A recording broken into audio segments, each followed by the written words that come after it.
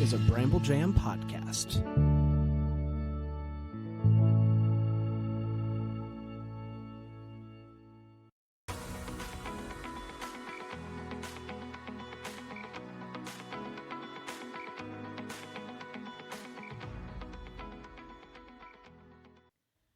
Welcome to Girls Gone Hallmark, a Hallmark review podcast. I'm Megan, and I'm a longtime Hallmark fan, and we're doing things a little bit differently for our Chicken Sisters Season 2 reviews. I will be joined by a rotating cast of lovely co-hosts who have agreed to join me to chat the Chicken Sisters. And kicking off Season 2 is Brian Herald, a regular co-host of the Deck the Hallmark podcast. Thanks for joining me, Brian.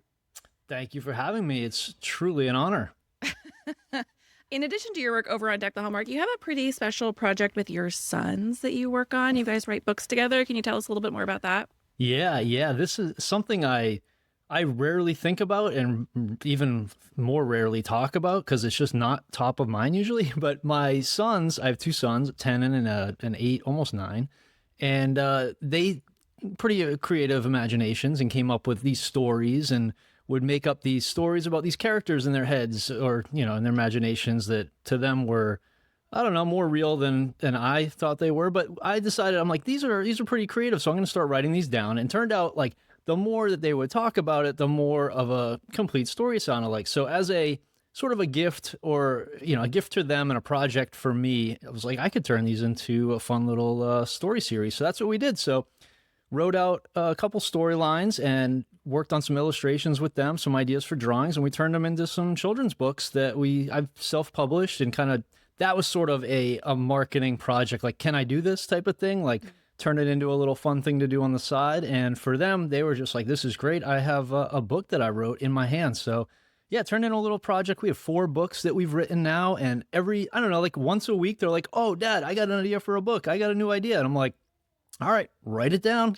As soon as you're ready, we can do more. So yeah, that's been a fun thing to do. And we always, it's fun to always have those and give those out to the cousins and the grandparents and the friends and all the fun people.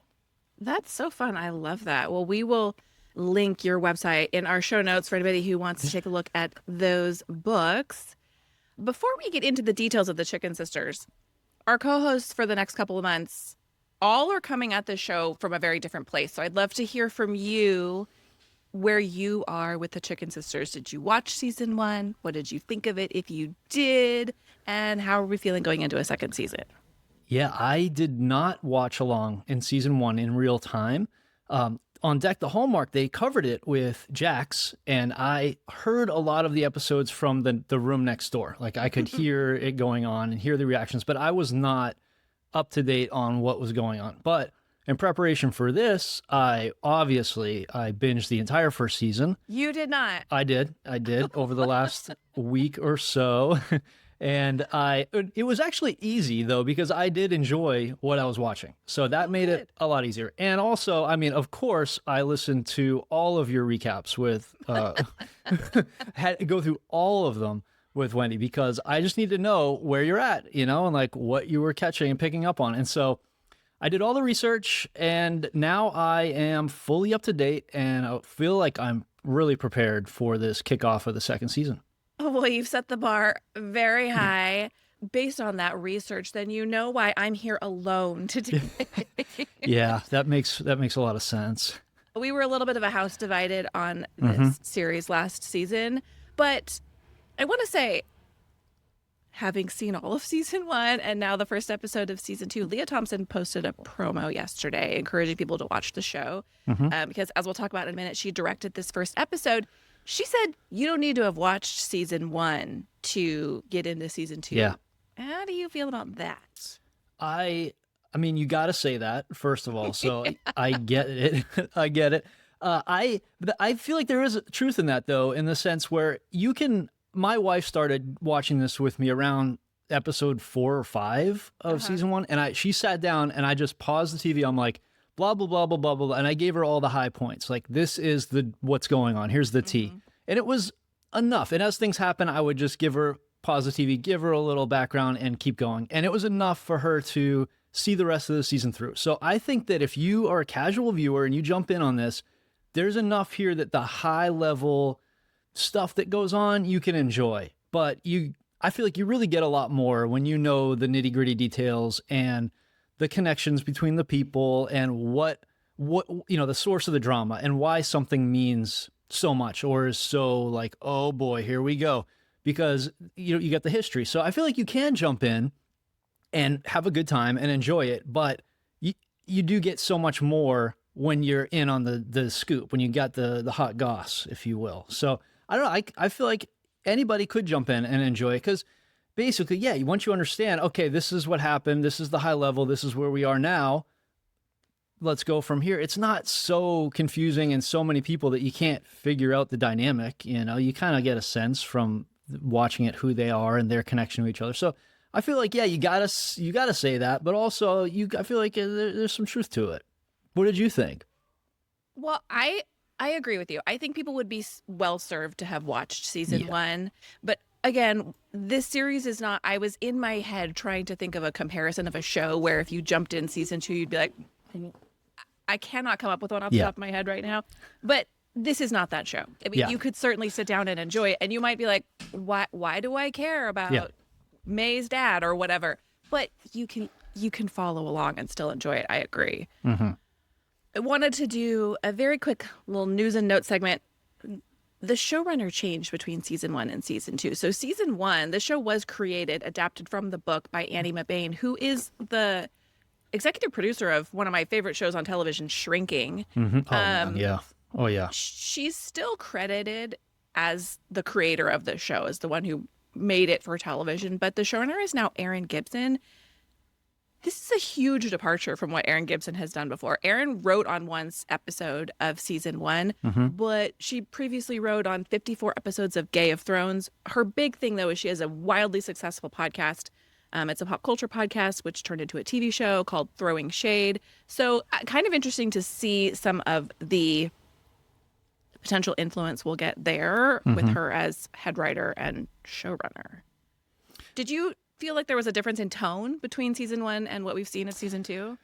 Not really. Like, I thought that it's weird with the first episode of a season because you're doing a lot of groundwork, and so it's hard to really set tone and establish too much, because you don't want to scare everyone off. You don't want it to be all inside jokes. So I felt like it was a really balanced episode in that sense. Like, the tone of it was very easy to get into, but enough stuff from before where it's like, well, there was one little part that I'll get into later on when we talk about this during the segments that threw me, where I was like, that feels very different. And it might be, maybe that's her influence, where she's like, this is something we got to introduce.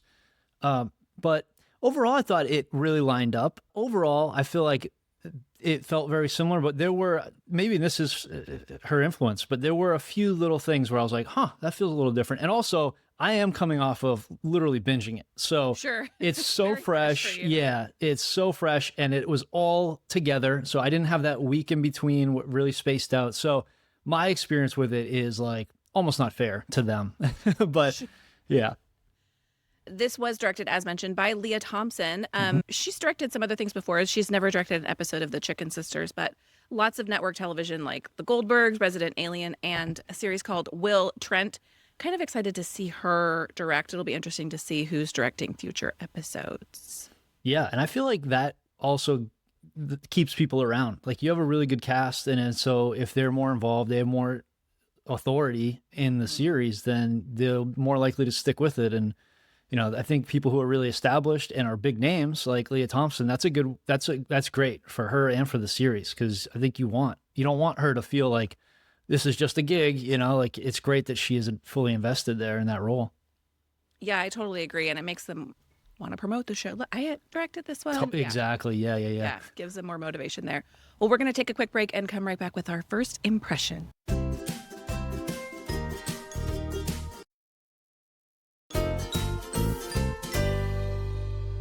Well, Brian, I am dying to hear, what is your first impression of The Chicken Sisters, Season 2, Episode 1, The Train Has Left the Station, y'all? My first impression here was a good start to the season. A very basic takeaway. It's good to be back in Merinac, y'all. I feel like they set the table for this season effectively, which is all you want from a first episode, I feel like. I think, they got everyone back together one way or another. They ended it with a proper conflict, and it left me wanting to watch episode 2. And so that's really like all you can hope for. And I feel like they didn't try to do too much. And so I was really happy with it. And I thought it was a really good start to the season. Yeah, tonally, I think it really mirrors episode 1 of season 1, where they threw so much information at you. And then episode 2 really pulls back and they start to focus in. I like kind of this frenetic pace. Wendy and I talk all the time. We're raised on Gilmore Girls, like that fast pace, keep it moving. We love that. Yeah. So as much as this episode did feel like a lot at once, it was great. And I'm almost a little nervous for I know, 2 through 4 are going to kind of start to stretch things out a little bit. My first impression is this episode's got more threads than a grandma's quilting bee, an ode to our narrator and her many Southern colloquialisms. Very nice. All right. Well, let's talk what we liked about this episode. Yeah, so this since you just mentioned the new showrunner is more sort of ingrained in pop culture. That's more her world. I did notice some maybe not more, but maybe more pop culture references. Like it felt like a little more of that. So maybe she'll bring that to the show. And that was just a one-off. I just remembered and realized that I noticed that. Kitchen Clash, the season promo for that show, when they did that at the end of the episode, that got me good. That was effective as I think they wanted it to be with me. I feel like most of the episode, the drama wasn't peaking a lot. It was very even keeled. And at the end, when they showed that promo and that little tidbit about the kiss, was like, oh boy. And this is what I mean, where having all the background of the relationships and the connections, it means a lot more. That is salacious at its face, but knowing, the history of everybody and what's going on and how now they've come together and they're all on the same team, to throw that into the mix, it's like, oh boy. And I feel like it was just perfectly done. I was really, really happy with that. Mama Nancy and Mama Gus as roommates could be a lot of fun. Really, that could be a lot of fun. It could get old, but it could be pretty fun because it'll be a lot of the same oil and water stuff, Sure. Shauna being Shauna, just do not change her a bit. She is the best. She is so funny. And that's the way that she was brought into this and introduced and the way that she was developed, I feel like was perfect because you can have her do whatever you need this show to do. Any left turn you need, it's like, oh, we'll have Shauna do that. And you can throw the show off the rails really quickly. And it's in her nature. It's in her character. And so, I feel like those are the things that really stood out to me. I'm glad that Shauna's there, prominent, and they brought her in and sort of was like, this is my new shirt. It's like, good. Shauna's still doing this stuff. So keep that going. So yeah, those are some of the things that I really liked that stood out to me. Yeah, I agree with all of that. I like, on a little bit of softer side, we get some introspection from Gus. We see some growth from her. Yeah. She overhears her daughters joking about kind of how she was absent and went so far as, to disown Amanda. And that kind of pushes her to look into her past and maybe finally reveal who May's dad is. And fingers crossed, we know David James Elliott is joining the cast. Please let that, it's got to be Gus's love interest. There's no other, I refuse to accept any other possibility. Yeah. And honestly, in season 1, I couldn't even have seen her in a relationship. And now I'm like, bring him back. Gus needs a boyfriend. Loved the line Gus decided today was the day she made her daughter more important than her broken heart. In other relationship news, I'm so happy. We knew it was going to happen, but we were like, how are we going to get Sabrina and Lindsay back? And so easy. They're here. Yeah. Makes perfect sense. It doesn't feel clunky. It easily could have, and it doesn't at all. And we'll just stay through May's wedding. Question for you. Did you feel the Lindsay, Frankie, maybe romantic undertones in season 1? It's so funny. I did, and then I questioned it. I'm like, oh no, Lindsay's not into it. Clearly, that's going to be the end of it. And then the last episode, I'm like, oh, was this? And I sort of wondered, was this planned, or did they at the end? They're like, we got to spice this up. We need to inject this another more question here. I don't know if that was the plan. And so I left the end of season 1 like, how authentic is that? But I did pick up on it, and I definitely like. It was funny because when it was first introduced, I'm like, is this just me, or am I noticing something here? And then it just went, we had that sad moment of "you're such a good friend." I was like, oh man, I guess that's the end of that. So yeah, I picked up on that in the first season. Yeah, we get a throwback to that, when we meet Frankie's boyfriend, Dudley. I love the looks on. I just was so glad in that moment because I don't know if they're going to go there, but I know that there's a portion of the viewing audience that believes that there is something there. So at least they're giving it to us. I really enjoyed that. And like you said, I loved the kitchen class promo. That secret footage was so layered. Like when you see the Amanda Sergio kiss, of course, the first thought is Frank Jr. is going to be pissed and he's going to use this to his advantage. Oh, yeah. He's going to milk it for all it's worth. But then when you see that Nancy sees it and you know that throughout this entire episode, she was feeling torn about her relationship with Frank and kind of trying to bring him back in. And now Frank has all the power. Yeah. It's so good. Yeah. It's so good. Yeah. Yeah. That was like at its face, there's the kiss happening and it's like, oh, that's not good. And then Nancy knowing and seeing it and not saying anything, that's not good. But then you see that look on Frank's face, you're like, that's even worse. Cause now, yeah, you're right. The power dynamic there is like, oh boy. And he's still got those papers. Oh boy. Oh boy. I know. Oh boy. And one final little, like, the music in this episode was great. Yeah. Intermittently, it was good in the first season too. I actually rewatched the final few minutes of season 1 because I was trying to remember. I forgot that they were franchising. I was like, what is happening with these two stores?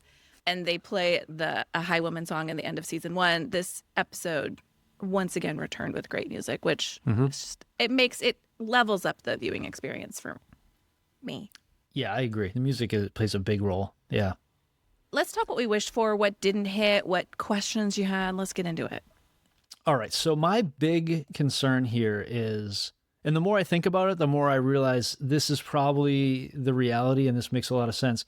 I'm afraid that this season 2 is going to take place during the 2 weeks leading up to the wedding. And that's it. Like, I feel like it's going to be heavy on the wedding planning.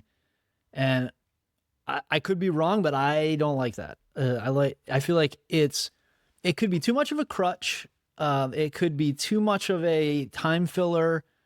There's definitely some drama you can throw in related to it, but I just don't like the idea of we're gonna center this around a wedding planning time frame. And I'm a little skeptical there. The more I think about it, I'm like, well, they're staying for 2 weeks up past the wedding. So Lindsay and her mom. And to me, that says this season is going to be a wedding planning season. So I don't know. I'm nervous about that.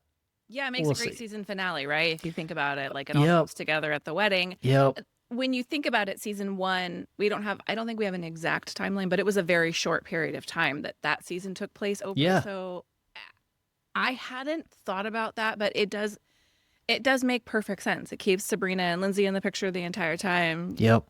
Great season finale material. Yeah. And there is a lot to dig into here for sure.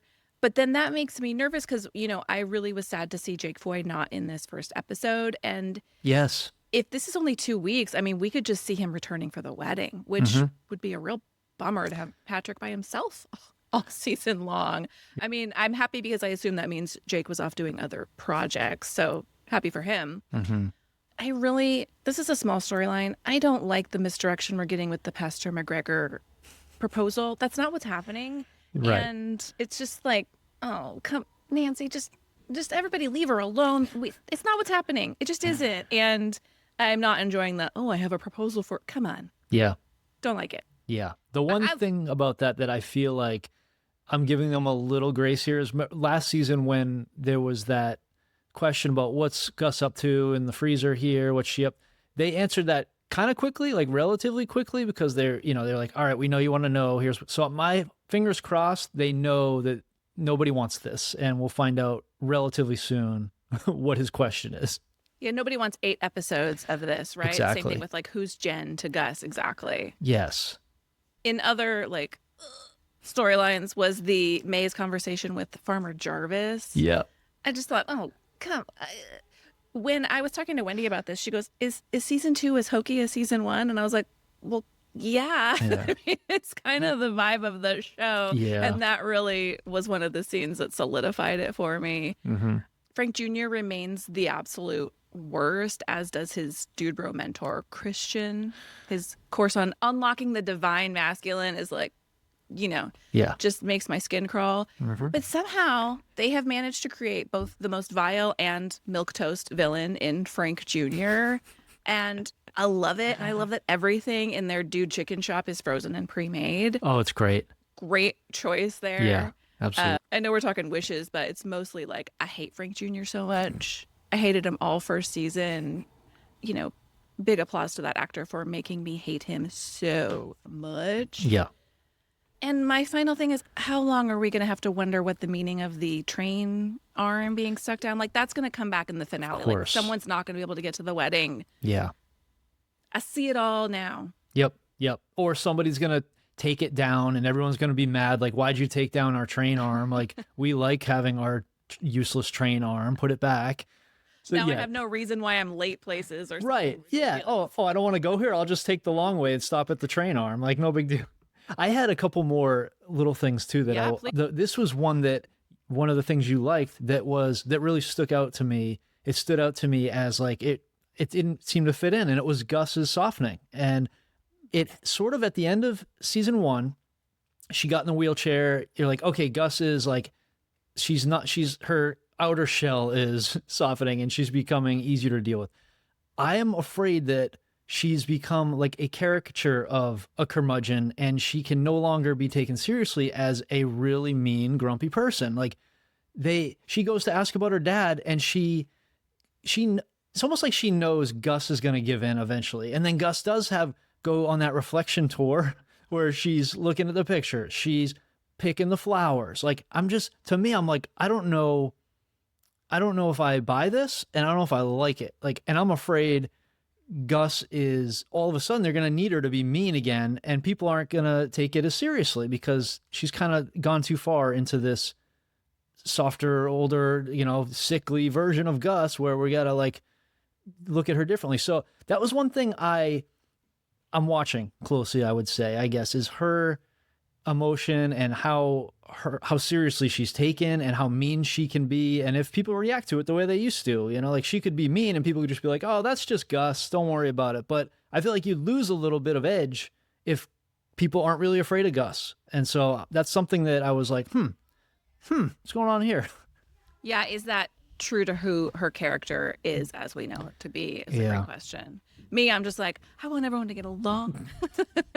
I know, that is fun too. That is fun. No, I mean, I love the drama of it all. It's interesting because we didn't see a lot. I did not rewatch season 1 in preparation for season 2. But in my memory, we didn't see a lot from Gus's perspective in season 1. It was all how people perceived her. And again, season 1 is based on a book. Season 2 is not. Like, they're just making it up. So we don't know where this season is going. Although there were some departures from the book. The main story in season 1 was the same. And so it remains to see what Gus's growth is going to be like. That was a question I had I didn't know that, whether season 1 was the book total and season 2 is all fresh, which I don't know. I guess that's kind of good to hear. Yeah, the writer is listed as an executive producer, so she's still, KJ Dell'Antonia is still involved with the show in some way, and so hopefully guiding the storyline. But I'll admit I don't fully understand how executive producing works, and that's just like an honorary thing, like, hey, we're using your intellectual property, and here, therefore you get that credit. I don't know how involved she is. I think sometimes it is, sometimes it isn't. It depends. You want to talk, did you see that? Yeah, one thing that stood out to me, I know she has to do this, Lindsay hiding in the closet. Yeah. Just a bold move on the first floor of a busy house, like you could be in there all night. Yeah. Like that's just, I don't know. It just seems like a weird bad hider. So, and a detail that I feel like they haven't covered at all yet, and maybe this will be the source of conflict to come. It's how do they decide on which recipes they're going to use here for Chicken Sisters? Because both restaurants, assuming they each had their own secret proprietary way of doing their chicken and their sides and all this stuff, they're going to come together and they're going to have to pick one or make a new one, which I doubt they'll want to do. They'll want to use a tried and true traditional recipe. How is that? Like, this is all like background logistical business organization stuff that I just want to see. Like, I want to be in the boardroom here while they're making these decisions. So is this going to come up? Have they already had these discussions? What's the recipe here? Like, who wins? Whose recipes are they going with? Because I feel like maybe that'll be a huge argument coming up. But I want to know. Like, I want to know about that. Yeah, but we're 9 months into the future, right? So it seems like if they were going to have that discussion, they would have already had it. You would hope, yeah. So maybe they're just glossing right over that. There's too many details to figure out. Because the other thing that seems to me is, at one point, Franny's is the one that they seem to be spending most of their time in. But at one point, Gus is back in Mimi's. Yeah. And May goes over there. She's like, oh, we didn't need anybody over there. But it doesn't actually appear that Mimi's is open. That was the little confusing part to me. I couldn't quite figure out what was going on, who works where. Because Sergio was, of course, the Mimi's chef, but he appears to be over at Franny's. That's a little confusing to me how they're balancing their time between these two restaurants. Yeah. And I actually have to admit that when we see that opening black and white throwback scene and they talk about the train and they talk about the Chicken Sisters restaurant, I had completely forgotten that was the whole origin, that there was an original Chicken Sisters restaurant. I only remembered that there were two rival restaurants that opened in the same town.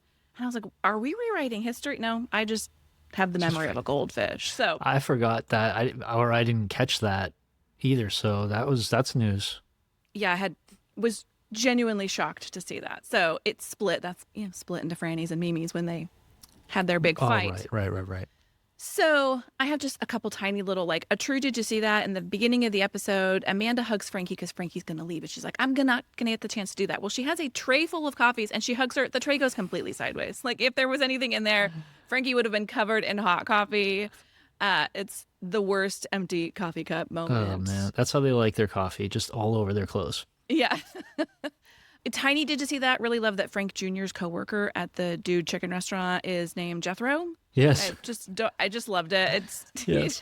I don't know why, but loved it. And this is a deep cut, but the voiceover this season, I'm assuming you did not watch the trash that is Love Island. No. No, I've seen some of that, but no, not really. Well, one of the key components of Love Island is their voiceover. The narrator? Host. Yeah, thank you. Yeah. And it's like dad jokes and puns the entire time. Sure. And he has a real deep Scottish accent. Anyway, the voiceover was giving me Ian from Love Island, but instead of dad jokes, it's Southern colloquialisms. Yeah. So that's it. Well, you are not new to the show. So you're the most rehearsed co-host we're going to have for the next 8 weeks. So probably nothing confused you because you were not brand new to this episode. That's true. Yeah, I don't have my fresh eyes. My topic that was confusing was basically your what you just went over. Did you see that about where are they cooking? What is going on with the kitchens? They're bouncing back and forth. That was something I was just like, well, they're not clear on that. I assume the same thing as you. They're mainly working out of Franny's and Mimi's is just there because it's attached or is where her house was. I don't know. So that's something to hopefully they'll clear up, or I don't know. That was one thing. But yeah, nothing that I was like, that's weird. I don't get that. What's that all about? There was nothing because I did a little bit of background work there. I don't know if this matters, but at the end of season 1, Caitlin, Shauna comes in and she's like, we're going to franchise this. And she's like, I got the town elders, that's not the word, the mayor to agree that we can have this franchise in town. But then in the recap of season 2, she says like, we're going to go into business again. They don't use the word franchise. So I wonder if they maybe realize like running these 3 chicken restaurants might be a lot. I don't know on this show. We're going to add a feathered friend of the week. Who really brought it for you this episode? Well, May was great. May is always great. I felt like during season 1, during one of your reviews, you asked, or you read the books, right? I did. Okay. So, and when Wendy asked you, is she the focal point of the book? Because it felt like they were turning a little bit in the show to be, from her point of view, to have her sort of be the main focus. And I felt that too, watching the first season. And she, again, like she feels like a substantial focus for some reason. And she is great. Like, I really, really like May. I like her character. I like the way that she acts. Like, I think she's very good in the show. So she's all like a perpetual feathered friend, but the person who I like sat up straight when I saw was one Lachlan Monroe walking in as the town mayor, which to me, I love Lachlan Monroe. There's something about it. Yeah, he's just so fun in every role. And when they actually bring in the mayor, who they talk about in previous episodes, it tells me we're going to have some small town politicking going on, and they want us to know the mayor. And so I like that because that's fun. Like when they're just having problems and bickering and Lachlan Monroe's the one in the middle of it, I'm hoping that's going to be a really good time. So Lachlan Monroe as the mayor was my standout feathered friend here. Well, I love that. I was really excited to see him join the cast too. And I hope, like you mentioned, we get a lot more of him. The entire time we're talking about, I know I made the Gilmore Girls comparison, but the comparisons abound. He's the Taylor of the show, the real nitpicky. It could be very interesting. So look, one of my favorite characters in this show is Shauna, played by Caitlin Howden. Oh, She's so good in this episode. She just delivers. She gives Amanda a smutty book to pass the time until she's ready to date. She turns every moment into a money-making opportunity. Yeah. She wants to shame Frank Jr. into signing the divorce papers, and she says some light public humiliation will do the trick. I just love her. She's so good. I'm so glad she's playing such a pivotal, strong role in this season. She's so good. She is. She is so fun. Every time she's on screen, it's like, well, what's Shauna going to say? What's Shauna doing? What's she up to? Exactly. Yeah. So why don't you let people know where people can find you outside of this podcast? Yeah, absolutely. I'm on Deck the Hallmark, the podcast, once or twice, sometimes 3 times a week. I do all of the new Hallmark movies with Brandon and Dan, and we're going into fall, which I'm really happy about. Summer, it feels like it's been a very long summer. So we'll be reviewing all the fall movies and then the holiday movies coming up soon. And so that's where you can mainly find me. It's about to get busy over there. It's always busy, but yeah. Thank you for joining us, Brian. This was so fun. Such a great inaugural kickoff episode. You set the bar very high for future co-hosts. And thank you for listening to Girls Gone Hallmark, a Bramble Jam podcast. If you love this podcast, we love your 5-star ratings and reviews. We'll be back next time with more Hallmark reviews. Goodbye.